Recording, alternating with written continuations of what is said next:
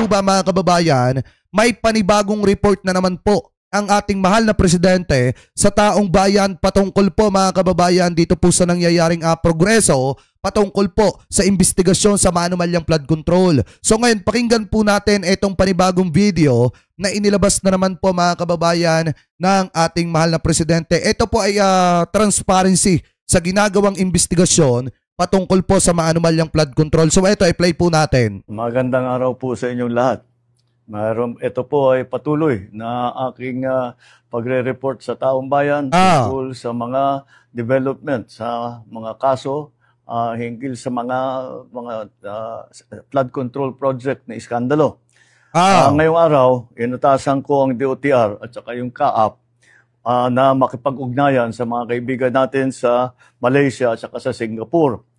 Dahil ang mga pag-aari na helicopter at saka aeroplano ay mukhang doon tinatago ni Saldico. At nakarehistro po ito sa kanyang kumpanya na tinatawag na Misbis Aviation and Development Corporation.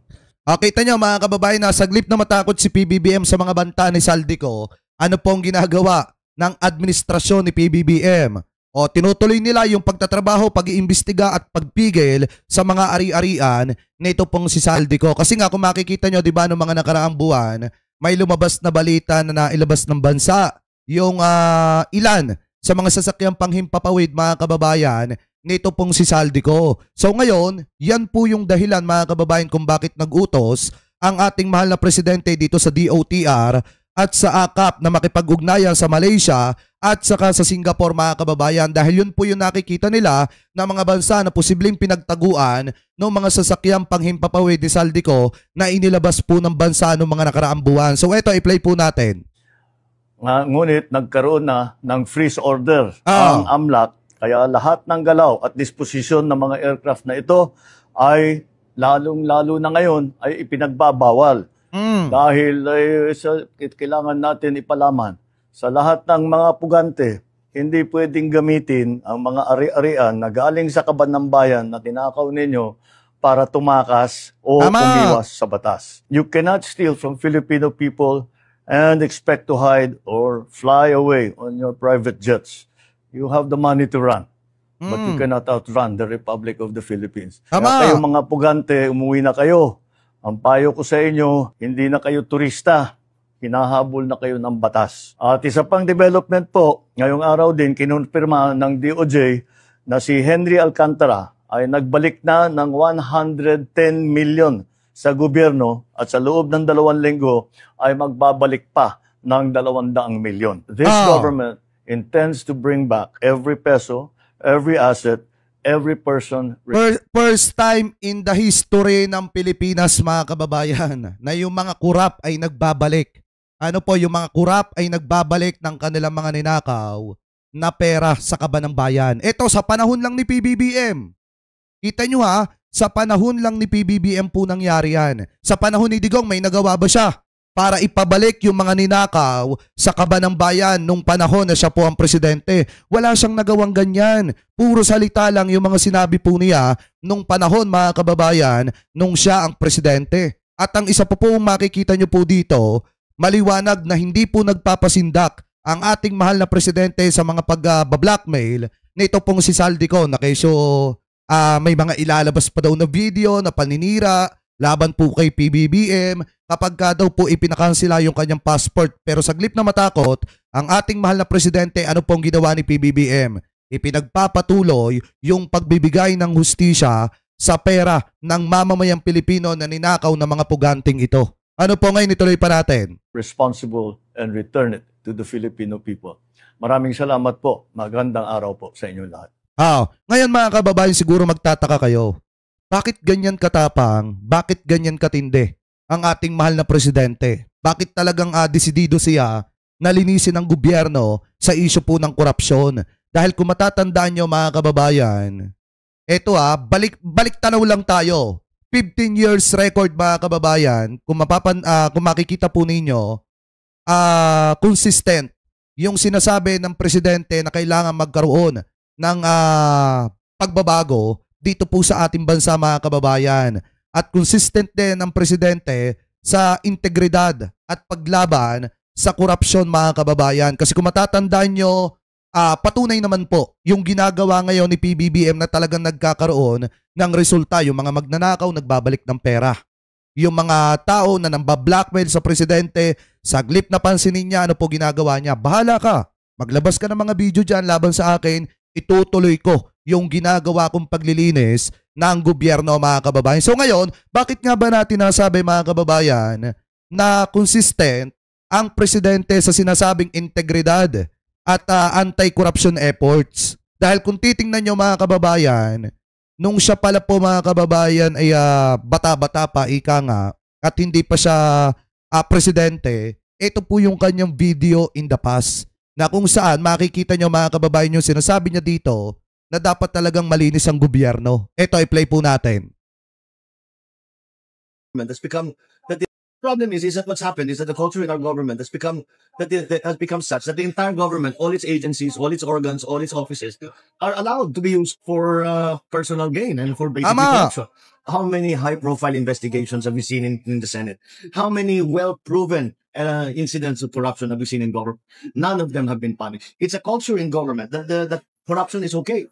This administration basically has said to all of its people that it's okay for you to make money in government. Take a little percentage here to get a kickback, to overprice. Okay lang yun. That's part of the way we do business. And that is. Kaya isipin nyo mabuti mga kababayan yung mga accusation ni Saldico sa presidente, napakalabo po talaga. Kasi yung vision po ni PBBM noon na linisin ang Pilipinas, talagang tanggalin yung korupsyon, nananatili po hanggang ngayon. Ibig sabihin, talagang yung mandato niya noon, yung pinapangarap niya noon at binabalak niya noon mga kababayan na linisin ang Pilipinas, talagang makikita nyo naman po sa effort ng presidente ngayon. Kasi kung ano po yung sinabi niya noon, yun po yung nangyayari ngayon. Kasi tingnan nyo, ito nga naman yung problema talaga at nangyayaring sistema dito sa Pilipinas.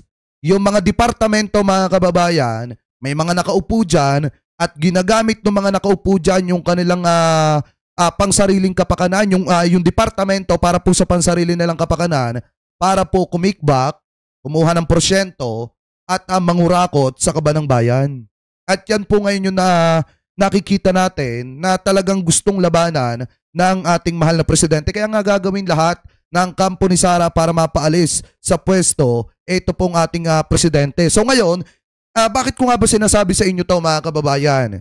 Kasi kung sino yung mga kongresista na sasama, doon sa ginagawa ng kampo ni Sara Duterte, ni Gloria Macapagal Arroyo na nagpapaperma para ipa-impeach, ito pong si PBBM at para gawing speaker, ito pong si Gloria Macapagal Arroyo, yan po siguro yung mga involved dito po sa mga korupsyon na nangyayari sa ating bansa. Kaya tingnan nyo po yan mga kababayan, baka in the future, biglang mangyari yan. So ngayon ituloy pa natin. It's a dangerous thing. You have to prosecute the laws strictly.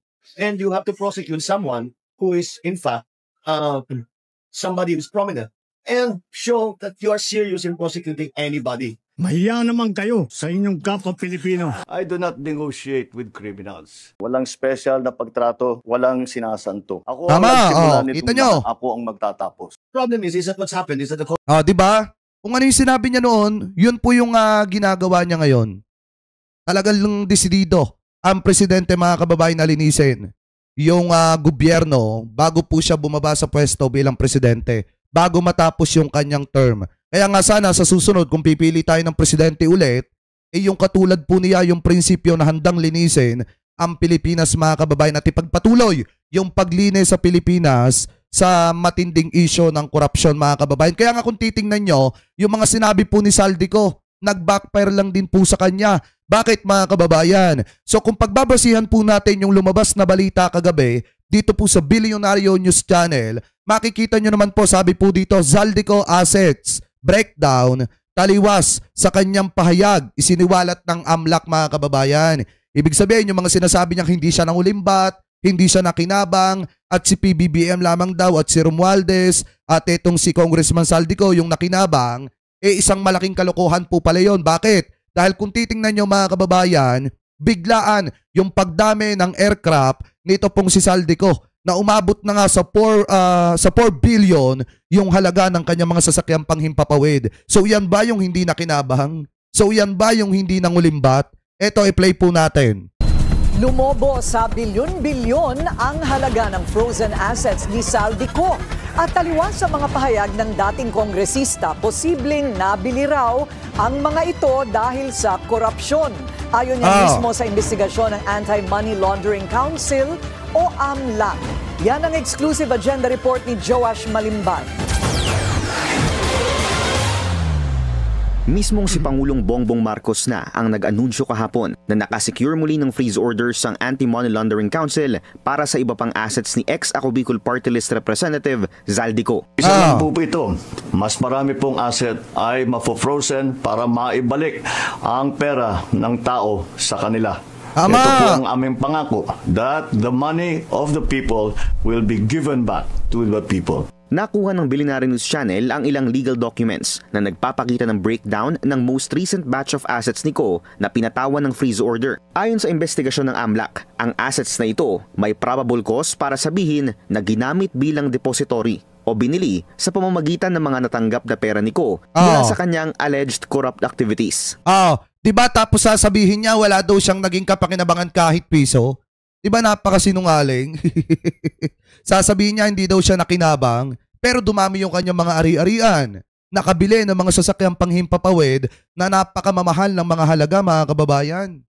Tapos sasabihin hindi nakinabang. So dyan palang nag-backpair na po sa kanya yung mga paninira niya laban po sa presidente. Anyway, tuloy natin. Binubuo ito ng 205 bank accounts, 12 insurance policies at 3 air assets, 2 Augusta Westland AW1398 at isang Gulfstream G350. Nirehistro ang 2 Augusta Westland noong 2021 at ang isa naman ay noong 2024. 919.1 million pesos ang presyo ng isa. Samantalang ang Gulfstream na niregister noong 2024 nagkakahalaga naman ng mahigit 2 bilyong piso. Base raw sa initial financial investigation ng AMLAC, aabot sa 3.9 billion pesos ang recorded total inflow transactions ni Ko sa loob lamang ng 4 na taon mula 2021 hanggang 2025 noong siya ay kongresista na. Mas malaki ito kumpara sa kabuuang recorded inflow niya sa loob ng 7 taon mula 2012 hanggang 2018 noong hindi pa siya nakaupo sa Kamara. Dagdag pa riyan, taliwas sa mga pahayag ni Ko na wala siyang natanggap na pera sa mga umano'y anomalya sa budget insertions, sinabi sa AMLAC investigation na posibleng aabot sa 10.4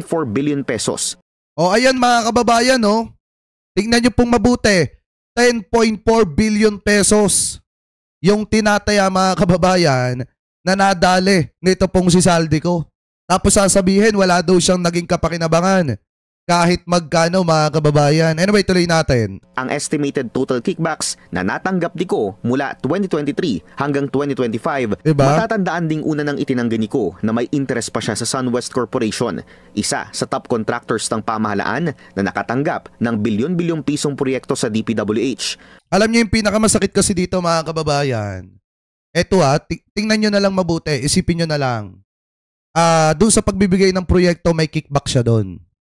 Tapos yung kumuha ng proyekto, related pa sa kanya yung construction company. Walang tapon yung pera ng taong bayan. Shoot lahat dito po kay Saldico. Ganyan po katindi mga kababayan. Yung ginawa na panlilinlang panloloko sa taong bayan at ngayon, talagang makikita nyo na sunod-sunod yung mga paninira at pagdawit sa ating mahal na presidente. Nga naman, pagka naniwala ang taong bayan, naisipan na mag-aklas laban sa presidente, matatabunan nga naman yung kanya mga pananagutan. Pag nawala si PBBM sa posisyon at pumalit itong si Sara Duterte, saglip na papanagutin to, bibigyan pa to ng immunity. Diba sinabi ni Roque yun? Anyway, tuloy natin. Una na rin itong nasangkot sa Pharmaly scandal noong 2020 at overpriced laptop sa DepEd noong 2021. Pero base sa panahon ni Digong yan panahon ni Digong yan. Sa investigasyon ng AMLAC, si Ko pa rin ang may hawak ng pinakamalaking bahagi ng shares sa kumpanya. Sinilip din ng aming team ang frozen bank accounts ni Ko. Ilan dito? Joint accounts mismo ni Ko at ng SunWest Construction and Development Corporation. Base umano sa mga ebidensyang ito, nananatili pa rin ang malaking indikasyon ng financial interest ni Ko sa SunWest ayon sa AMLAC. Pero paninindigan niya, wala siyang natanggap na pera sa mga nangyaring pagnanakaw sa pondo ng bayan. Sa kabuuan, aabot na sa 12 billion pesos worth of assets ni Ko ang may freeze order mula sa AMLAC. Ayon kay PBBM, may multiple cases of Graft and Corrupt Practices Act na rin na nakasampa laban sa kanya sa Sandigan Bayan. Bagaman sinabi ng pamahalaan na patuloy ang pagpapaigting ng paghahanap sa dating kongresista, hindi pa rin tukoy sa kasalukuyan kung ano ang eksaktong lokasyon nito matapos nitong lumabas ng bansa. Para sa Agenda, Joash Malimban, Billionaire News Channel. Ayan mga kababayan kita nyo, lahat ng sinabi ni Saldico nag-backfire sa kanya. Bumalik lang din sa kanya. Kasi nga mga kababayan, eto po kasing presidente natin, hindi nyo pwedeng paghinalaan Paano ko nasabing hindi pwedeng paghinalaan? Kasi nga, 15 years before, hanggang ngayon mga kababayan, iisa lamang po yung gustong mangyari ng presidente. Ang linisin ang gobyerno sa isyo ng katiwalian mga kababayan. At ang isang patunay pa nga dyan, kung makikita ninyo, first time in the Philippines na yung mga magnanakaw, nagbabalik na po ng kanilang mga ninakaw sa kaban ng bayan. Katulad na lamang mga kababayan, nito pong nakita nating balita, ito may nabanggit din kanina dito po sa unang bahagi ng video na tinalakay po natin na ito pong si Henry Alcantara or district engineer Henry Alcantara ay nagbalik ng 100 million pesos bilang bahagi ng restitution mga kababayan. So kung makikita ninyo nakalatag dito sa lamesa yung 100 million pesos mga kababayan, ito play natin. Pauna po, maraming salamat sa inyong pagdating dito. Ngayon po ay nasasaksihan nyo. Ayan ang cash nakalatag sa lamesa yung 100 million pesos. Grabe, ang dami turnover. Ito po ay parte ng restitution. Dito po si Attorney Emil Hogan para katawaran ang kanyang kliyente na si Engineer Henry Alcantara para pangunahan ang pagka-turnover ng what appears to be 110 million pesos. Okay, pagkatapos po nito, tayo po ay liliban sa kabilang kwarto at doon po kami tutugon sa inyong mga katanungan.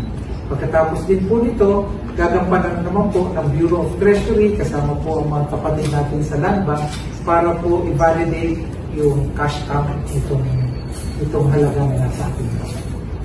Okay? So, ito po ang mangyayari ngayong hapon. Kanina po galing, sir? Uy, sabi ang ayan. Maliwanag kita nyo yung pera. Nagbalik mga kababayan si Bulacan District Engineer Henry Alcantara ng 100 million pesos at magbabalik pa ng another 200 million pesos mga kababayan. So yung mga nakulimbat unti-unti nang ibinabalik sa kaban ng bayan. At yun naman po kanina, napakinggan nyo din naman po sa balita na yung mga asset po ni Saldico ay mga nakaproze na po. Ibig sabihin mga kababayan, talagang bantay sarado na ng gobyerno at hindi na magagamit ni Saldico yung kanyang mga ari-arian. So ang mangyayari dyan, mapapabalik lang din sa gobyerno yan mga kababayan kapag ka napatunayan yung pananagutan nito pong si Saldico. So isang patunay po ito mga kababayan, kaya ko po ipinapakita sa inyo na nagkakaroon ng resulta itong ginagawa ng ating mahal na presidente mga kababayan na pagpapaimbestiga dito po sa nangyaring malakihang korupsyon sa isyu po ng maanumalyang flood control mga kababayan. So kung kayo po ang tatanungin, ano po ang masasabi ninyo hingil po sa ginagawang ito ng ating mahal na presidente na 15 taon na po pala yung nakakalipas mga kababayan, hanggang ngayon, iisa pa rin yung hangarin po niya na linisin ang Pilipinas sa isyu ng maanumalyang korupsyon mga kababayan or ng maanumalya na nangyayari na katiwalian dito po sa ating gobyerno. So comment below na lamang po